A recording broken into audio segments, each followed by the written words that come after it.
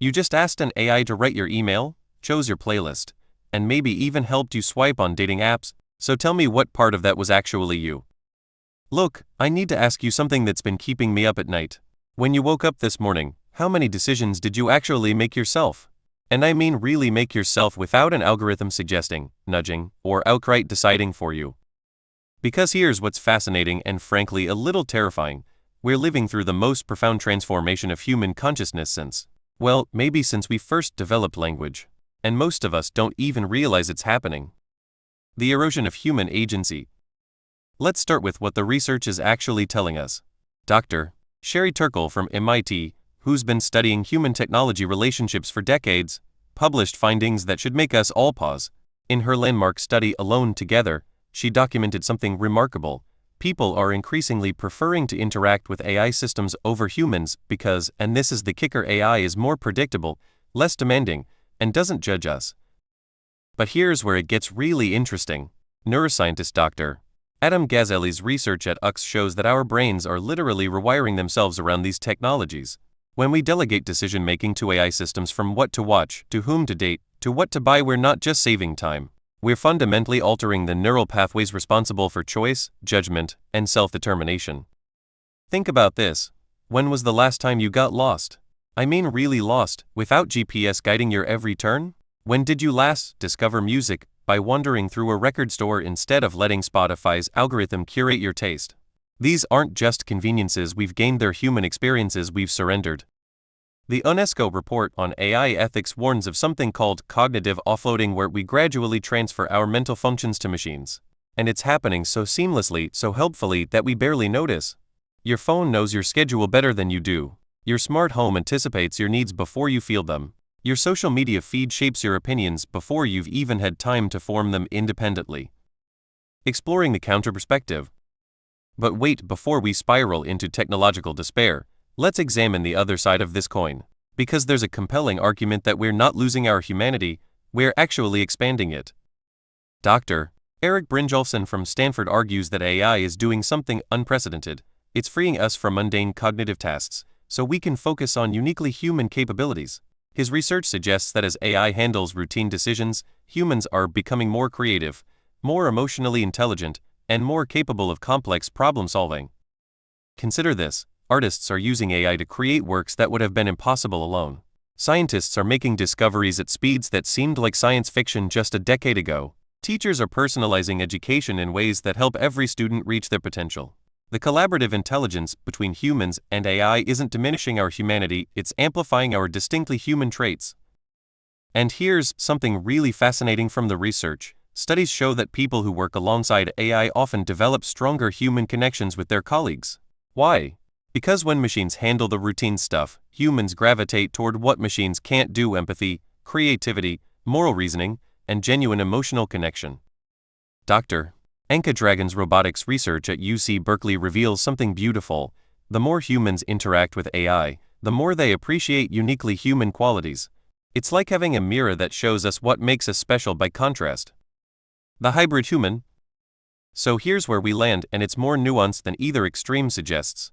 We're witnessing the emergence of what I call the hybrid human, not a cyborg in the sci-fi sense, but something more subtle and profound.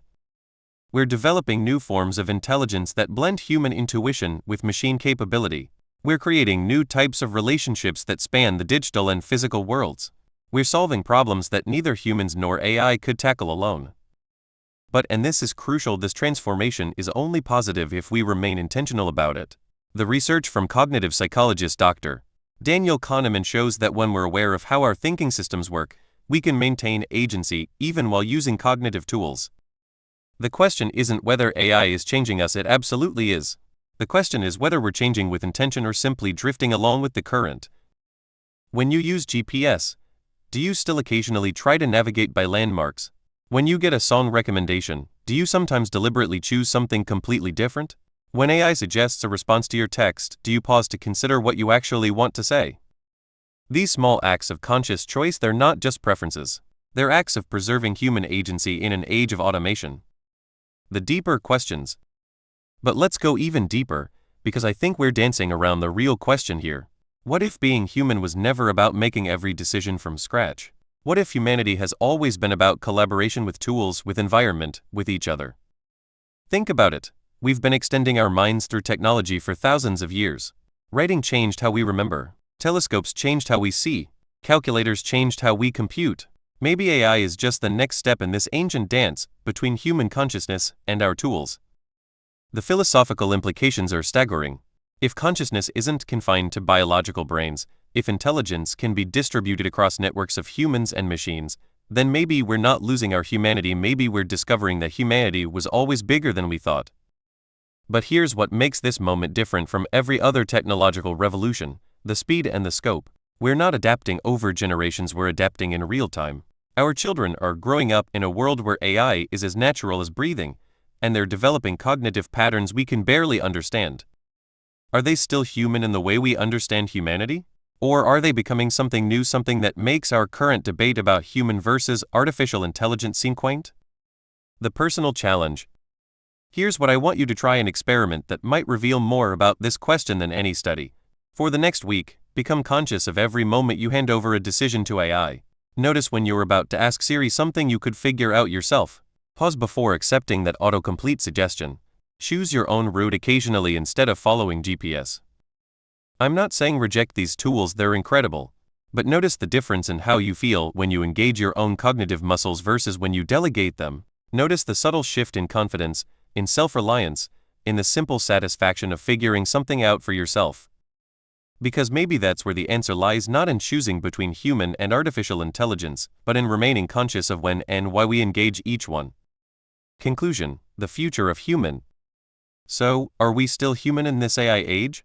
I think we're human in a way we've never been before. We're human plus. We're exploring forms of consciousness and capability that our ancestors couldn't have imagined. But remaining human, truly human, requires something that no AI can do for us: the choice to stay conscious of who we are and who we're becoming. It requires the courage to sometimes choose the harder path, the longer route, the uncertain answer, simply because the struggle itself is part of what makes us human. The AI age isn't something that's happening to us, it's something we're actively creating. And that means we have the power to shape it in ways that amplify our humanity rather than diminish it. The real question isn't whether we're still human. The real question is, what kind of humans do we want to become? And maybe, just maybe, that question can only be answered by something no AI will ever possess: the distinctly human ability to choose who we are, moment by moment, decision by decision, even when, especially when we don't have to.